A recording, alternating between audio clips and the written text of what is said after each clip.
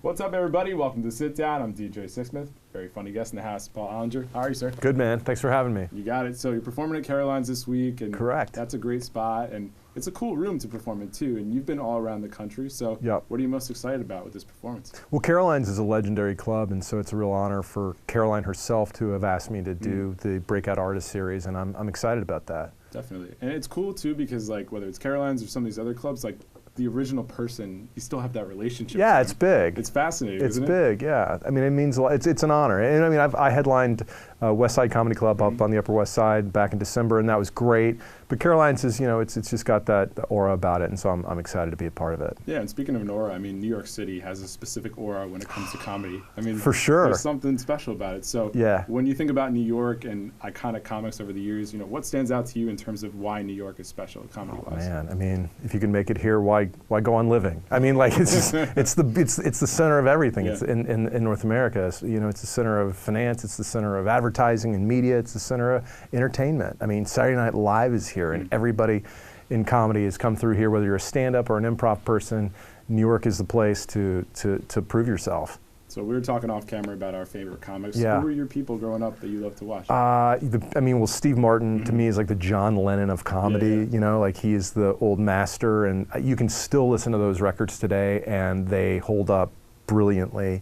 As I got a little older, I started listening to like Dennis Miller, who integrated pop culture and politics and technology into his routines in a way that was just brilliant and completely unique.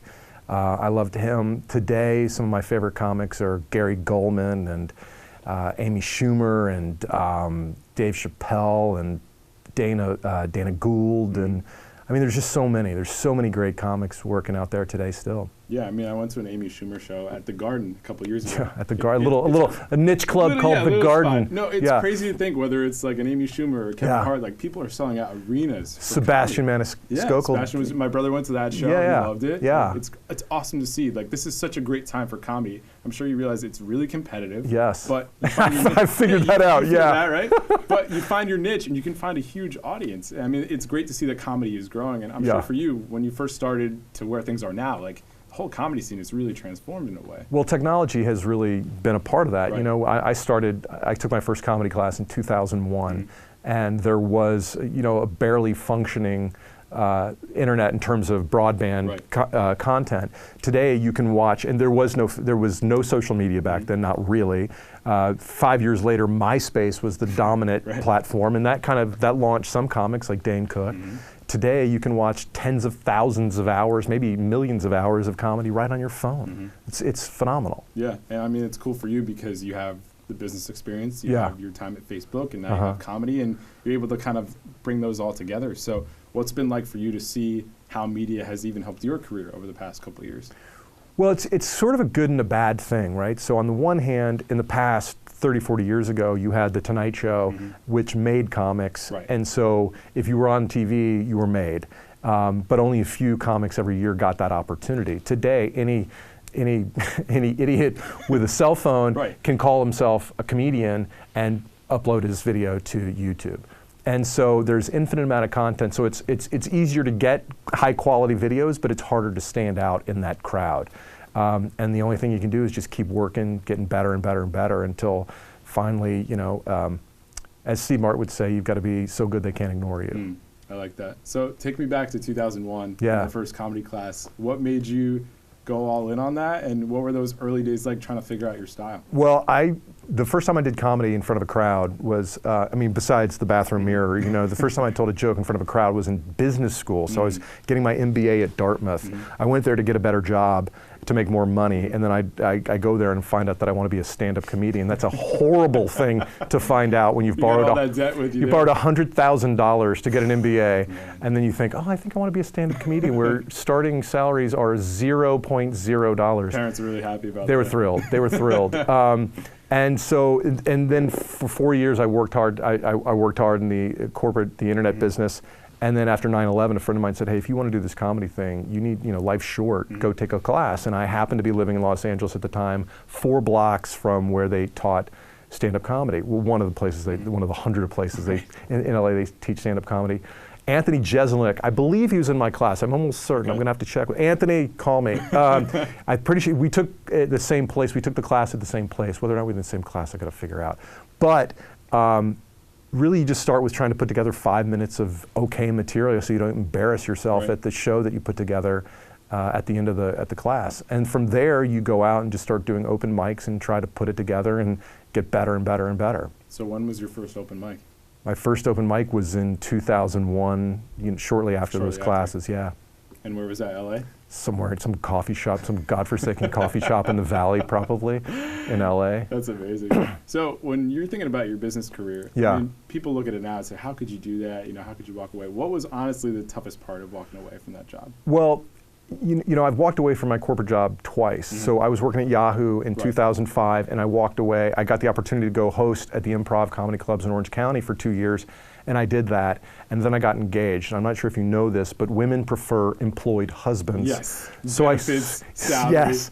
And I didn't want to be. I wasn't good enough to be making a living as a comedian. So I was like, well, I need to go back and get a job. And friends of mine from Yahoo were working at a small company called Facebook, and they said, do you think you might want to come work here? And I was like, well, what the hell, maybe someday this company could be as big as MySpace.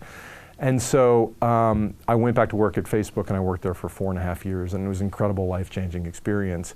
But at a certain point, I decided I wanted to get back and chase the dream. I mean, it's tough to walk away after 4.5 years, after seeing what that company is starting to become. It's not just tough, it's foolish. I should have stuck it out for another few years. It would have been highly profitable to stick around. Facebook's had some rough times recently, so maybe you got out. They're going to get through. They've gotten through them pretty well. Yeah. And I mean, the company is, it was a once in a lifetime chance to work at Facebook, but you have to, especially if you have the opportunity to do it. I felt the need that I needed to go and do what I wanted to do, and I've been doing that for the past 5 years, and it's been difficult. It's been challenging. Starting over in your mid-40s, it's something that, you're used to being pretty decent at the job that you did before. To start a new craft over in your mid-40s, where you have to stink for several years, is a little bit frustrating at times. But I think what's cool about your story is that you have so much unique content to bring to the stand-up, because people want to hear about your lives when you're there at the mic, and your story is so unique. So how did you use that the first couple of years as you're starting to pave things out for yourself? Well, I talk about things that are relevant, that I have some insights into. Like I think the issue of data privacy right now is very interesting. But I think it's interesting not because of what people are saying, but what they're actually doing. Right. And those two things don't necessarily follow. People say they care about data privacy, and then they walk around with these ankle bracelets on their wrists that report all their intimate data back to Apple or whatever their data. It's not just Apple, it's everybody, right? Everybody's collecting data. People freak out about sharing data, and they've forgotten the fact that for 60 years, the phone companies have been printing their names, addresses, and phone numbers in a book and leaving it on front porches all over North America. Random phone booths. That's right. Yeah. That's right. And you'd had to pay to keep your data out of that. So our notions of privacy have changed. Our behavior doesn't necessarily follow our words. And anytime you find a contradiction between what people say and what they do, there's comedy there. Right. So you've been touring all over the country. You've opened up for, like you told me before, Kevin Nealon, Bill Burr, Norm Macdonald. Sure. So how do those things start to come up, and how do you become friendly with other comics who are starting to do their thing too? You're supposed to be friends with other comics? What's that all about? I mean, I've opened for a lot of great people, and when I was hosting in Orange County, they had all the best comics coming through there. I've been opening on the road for a guy named Joe Matarese the last couple of years. I get the opportunity to work with people like Emo Phillips, Dana Gould, people like that come through the Laughing Skull Lounge in Atlanta, which is my home club. So you just sort of try to learn and do a good job around the people that are many years ahead of you, a few years ahead of you, and over time, people want to work with you. Do you think it helped you having that home club in Atlanta as opposed to in New York or LA? It totally did. So the first time I went, I got the opportunity to host in LA while I was still an open micer, and I had done maybe 40 shows, and I went out and I'm opening for some of the best comedians in the business, and I was not ready for that gig. I got seen way too early. Second round in my comedy life when I was back in Atlanta, it was a great opportunity to work a little bit under the under the radar and kind of bomb a little bit on your own before everybody from the big late night shows sees you and goes, oh, this guy's no good.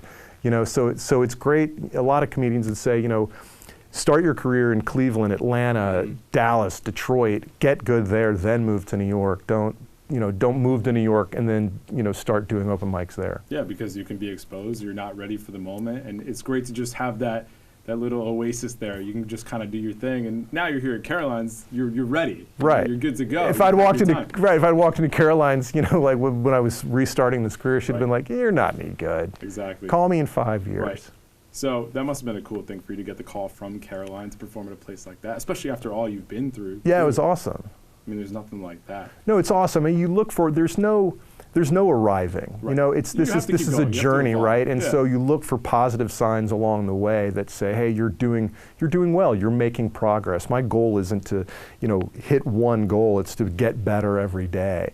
And that's the only thing you can really count on and that's the only thing you can really measure. You can't wait for the outside world to affirm what you're doing. You've got to just commit to your process and try to get better. So what have been a couple of those positive moments that you can look back on now and say, you know what, this was huge or this was cool? Like, what are a few moments like that? Well, it's great to be able to feature on the road for somebody, and you get to go to play, clubs in Detroit and Montreal and Helium in Philadelphia. It's great to be accepted into comedy festivals like the Asheville Comedy Festival, like the Laughing Skull Comedy Festival in Atlanta. I'm going to do my second one this May.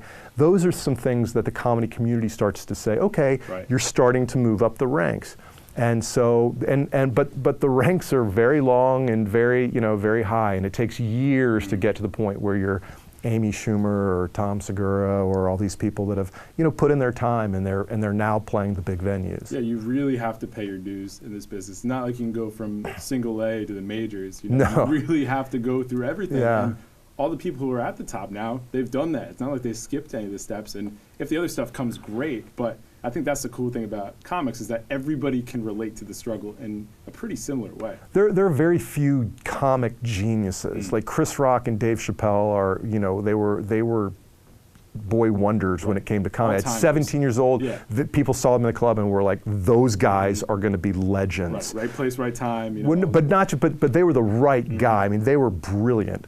So few people start that way that, you have to put in 10 years before you're going to be worth a damn. I mean, I remember Ralphie May, the late, great Ralphie May, telling me in the green room at the Improv, in 8 years, you're going to start to figure this thing out. And I was like, 8 years? Really? I don't have 8 years. But if you don't have 8 years, do something else. Because it's really more like 10 years, and it's really more like that's just when things start. Right. Yeah, I mean, you opened for Marc Maron. There's a guy that, who had been doing it for a long time, but he's had this bump the last 5-10 years. You just never know what's going to happen. When I opened for Marc Maron, this was probably 14 years ago, he was a fill-in for somebody who couldn't make it that weekend. People in the crowd didn't know who he was, and he was he's kind of like bummed about it because his career wasn't going the way he wanted to. I mean, he was a really good comedian, but he hadn't been getting the attention that he deserved, and it was this podcast thing that 8 years ago turned everything around for the guy. Yeah, it's wild how it happens. You have a podcast now too. Yes, it's almost as big as Marc Maron's podcast. But you honestly have to do a little bit of everything just to put yourself out there and use social as well. And then, well, at least for you, it's like, okay, the guy who used to work at Facebook is now a comic. Like, it's very easy to define your story in one sentence if you have to do that. There's obviously more to it. And I'm very fortunate too that I don't have to rely on comedy to feed my family because I got the opportunity to work at Facebook. So I've got a little bit of a cushion that makes it. Nest egg. I mean, it doesn't mean I'm not working hard and there's no cutting the line, but I don't have, it's not an existential crisis every month to pay my rent, which is a nice thing. Yes,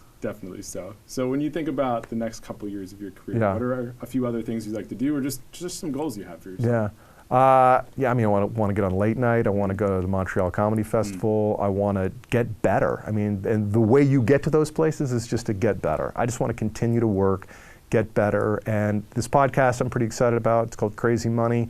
I feel really good about the conversations I'm having with people to explore how our relationship with money leads us toward or away from happiness. And it's fun to take a lighthearted approach to a very kind of meaningful, serious topic. Yeah, and I think money touches everybody's lives. Everybody. There's no getting away with it. Everybody's got, so there's some, where there's pain, there's comedy, and everybody's had some pain around money in some form or fashion. No question about it. So you said you want to improve. Are there specific things you're focusing on or just overall in general? Yeah, you just want your material, one, you want to have more and more material, and two, you want it to be just more and more honest. You just want it to be more and more personal, and the ability to say things that nobody else has thought to say or could say in the way that you can say it given your background and your own personal situation. Exactly. Before you came in, I was watching your West Side Comedy Club. Your bit about when you get in there at the birthday party and talking to their dads and you just don't know the guy's name. Can't remember their name. Everybody can relate. Everybody can relate. You know, that bit is just sort of like something I was like, this is so silly and dumb, but everybody laughs at it because everybody can relate to going to the basketball game,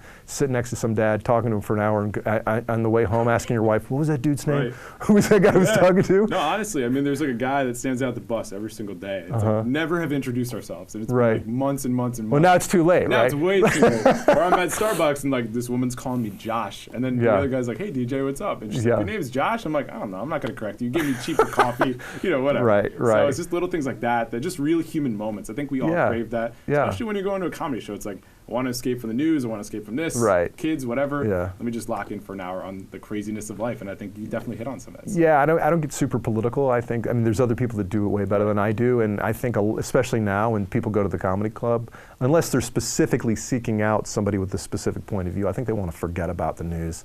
They just want to laugh about what's going on in their personal lives. I think we could all use a few laughs these days. No doubt. Sure. Well, Paul, it's been an absolute pleasure. Hey, thanks for having me. Yeah, you got it. Good time. Paul Ollinger, performing at Caroline's. We'll see you next time here on The Sit Down.